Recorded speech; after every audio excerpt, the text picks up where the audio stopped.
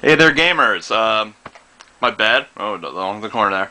You know, my bed is usually I use that for when I do my pickups, my pickup videos. Well, I picked up another older system. It's gonna be one of the last ones I'm gonna pick up, but let's show it off really fast. It's look that way. An Atari Jaguar. This was the last console that Atari ever released. Debuted back in 1993. And lasted until around 1997. I believe 97 is when Hasbro bought Atari. And then about 1999, Hasbro, due to a lot of fan demand, because there was a lot of fans that wanted to do homebrew for this, Hasbro actually said, you know what, we're not going to do anything with it. We're going to make it an open console. So the homebrew scene on this is actually not too bad. You got people that are actually picking up the rights and the code to unfinished games on the Jaguar, and for the most part finishing them up. Total Carnage was being ported to this, stopped, and then Songbird Productions picked it up, and then a couple years ago they finished the code and they released Total Carnage on the Jaguar. And since there's no no company to go through anymore, those homebrew games in a sense could be considered just as official as any of the other games that did come out during the Jaguar's lifespan. So anyway, it touts itself as a 64-bit interactive multimedia system. It's not quite 64-bit though. There's two 32-bit processors in here. Now, of course, you could go, oh, just add them up and it's 64. It doesn't work like that. Apparently, though, from what I've read, there is a 64-bit graphics accelerator in here, which helps out with the graphics processing. But that still doesn't quite make it 64. I guess maybe if you want to cheat a little bit, if you just want to go, fine, you're a little stronger than 32 maybe. We'll call you a 48-bit, but even that might be pushing it. You know, like how the Neo Geo is considered 24-bit. But anyway, let's take here's your power button. The nice thing about this is when it's hooked up, if there's no cartridge in the slot, the system will not turn on. That's a nice little failsafe. Anyway, we got here is two controller ports. Got the Atari logo right here. Now the ports here are interesting because these are 15-pin first off, not like the usual 9-pin that Atari used. But the interesting thing is these ports here look like more the style that you would see on a Genesis on the controller ports, not on the system. So Atari kind of did this backwards for some reason. There's a good amount of ventilation actually on this, which is really nice. So it probably shouldn't overheat as much. And on the back we got our power right there. Uses a power brick, like a Genesis does. Got RF, because RF is still the main thing back there. We got a port here. This is mainly used for the JagLink to link up multiple Jaguars for games that support it. And here's your AV port, which is where you put your AV cables. There are still people reviewing the system today that say there is no AV port for it, even though if you look on the system it says AV. I don't know why they say there's no AV. Actually, if you look inside, pretty much you're just looking at the motherboard. So they really cheaped that on this one. And the port and the cables look really weird because of that. Anyway, move that over, take a look at the controller, because for every system you need a controller. So, it's a pretty bulky one, but you got your D-pad here. It's a pretty comfy D-pad. You got pause and option. And you've got your ABC keys, but in this case it's done CBA. The really weird thing though is that in games, when you go to see what button does what, the games will still list them as ABC. So it's really weird. You're going from a right to left when you're considering the controls. And you got a keypad here. The keypad, yeah, it probably wasn't exactly necessary. It's only extremely useful in certain games, like in Doom, you can select your weapons using the keypad. Wolfenstein, you can have 3 save slots and you just do them with 1, 2, and 3. It's pretty bulky, but it is a pretty comfy system. I mean, your hand goes over here pretty nicely.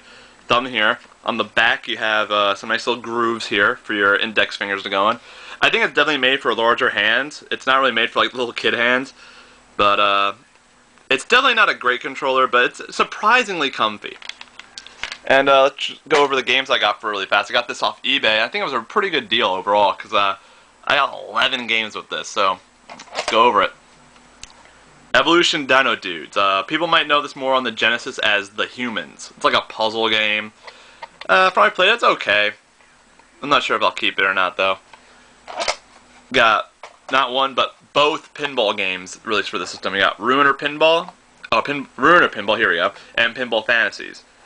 Ruiner Pinball is actually interesting. For one thing, is that this is developed by High Voltage Software, who is now most well known for the Conduit on the Wii. So, you know, now in a sense you could say they're becoming a big name, but they got their start on the Jaguar, which is a nice little touch. You know, I really love pinball. Might keep these. I mean, I think I have to accustom myself to them, but they're not bad. So, here's Doom. Now, this is actually a really good port of Doom. It's probably the most PC accurate out of all the console ports released at the time. You know, 32X, SNES. The only problem, no music. But you know what? You play by your computer, you can put on some music and have some fun. Definitely a really good port. Tempest 2000. This is generally considered to be the game to get for the Jaguar. And you know what? It is a really fun and addicting kind of game. It's if you played Tempest, you pretty much are this vector ship, and you're going around a field shooting enemies. And it sounds really simple, but it's addictive as hell. The music's really great. Iron Soldier. Now, you could say in a sense this was Steel Battalion before Steel Battalion was even a thought in the minds of Capcom. Pretty much what this is, it's a mech combat game. Kind of like a realistic way of missions and stuff and you have to complete them while you're piloting a mech. It does use a good amount of the controller though. But, you know what? It takes a little bit to get used to, but it's actually a pretty cool game. The granddaddy of first-person shooters, Wolfenstein 3D. Now, this port is actually better than the PC because it has better graphics. I think you can even say the music's better, and it has all the voice work for all the characters. You know, if you shoot like those blue Gestapo, not Gestapo, those maybe Gestapo, but like the blue dress people, you know, they go Mein Leben and everything. Add in a couple new weapons, and pretty much this version was also released on the 3DO, and this is the version that the Mac PC version was based off of. Pretty fun. Pitfall: A Mine Adventure. Now, you can get this on the Virtual Console for the Sega Genesis. You can also get it on Sega CD. This is pretty much released across like, every system at the time. I have the Game Boy Advance version, which isn't a bad port, but this is actually a really good port of it. I mean, it has all the music, the animation's really nice. There's actually also a game save ability in this. Only one save state, but still, it's nice. And it asks you if you want to save after every match, so that's cool. Rayman. Now, Rayman was first released on the PlayStation, technically, but the Jaguar version is actually the original game. This was the system Rayman was originally developed for. Just the PlayStation version came out first. And also, it's Rayman, so it's just as enjoyable. You don't have all the animations. Like, there's no surfing Rayman, from what I can tell. You know, when he's like riding something down a hill. But and it's kind of weird hearing the music on the cartridge when I'm so used to hearing the CD quality music. But it's Rayman. It's an excellent game. NBA Jam Tournament Edition. Now, this port was handled by High Voltage Software again. Again, they got their start on the Jaguar. It's a really nice port, and I think it has a good amount of the voice clips. Like Tom Kitzrow, the announcer, does say like pretty much every player's name, which is more than I can say of the 32X version I have. The only problem is, from what I can tell, there's no music in this version. 32X version had that really memorable music, and it's just weird playing NBA Jam without music. I mean, it's not a bad, it's a good port. It's a really good port. It's just the lack of music really kind of hurts it for me. Now, I knew I was getting this game, Cybermorph. This was the launch title. This is the one that came with the Jaguar. It's not that great of a game. If you saw the Angry Video Game Nerds review, this green head gets annoying with her talking. Okay, so this is how it was. The guy sent all this. Imagine my surprise, he sent me a second Cybermorph. Not only that, but this is a nice little thing. He sent me this box. Inside the box this is literally what a Jaguar game looks like without the casing. This is pretty much what it looks like. I'm not kidding. This is what he gave me. So, you know what? I have it all ready, so let's hook it up and let's see what this game is. So we'll plug AC back here. You can put it down really fast. We're going to plug the, let me show you the video port. Actually, a little weird. See, it's like a really weird cable because it goes right into the motherboard. Okay. Let me switch my video over. Okay, now let's grab the cartridge. And actually, if you haven't noticed, the cartridge slot actually looks like, I believe, it's called a PCI board. I'm not sure you can see it right now.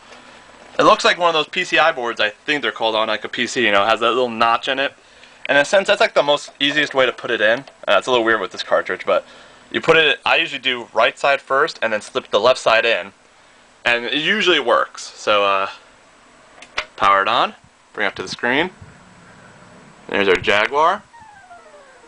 For some reason, this cartridge boots up fast as hell, too. Let me just raise the volume. So, there's your Jaguar logo.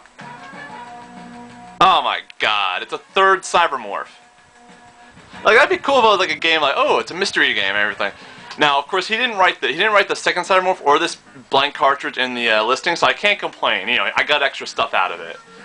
But I really I'm not enjoying this game too much. It's really bland, and I can't even sell this version because it's just the chip. But it's Atari Jaguar, so I might try to get reviews for some of the games later on. Here's our demo. So yeah, so. Well, I'll probably get to try a review in there sooner or later.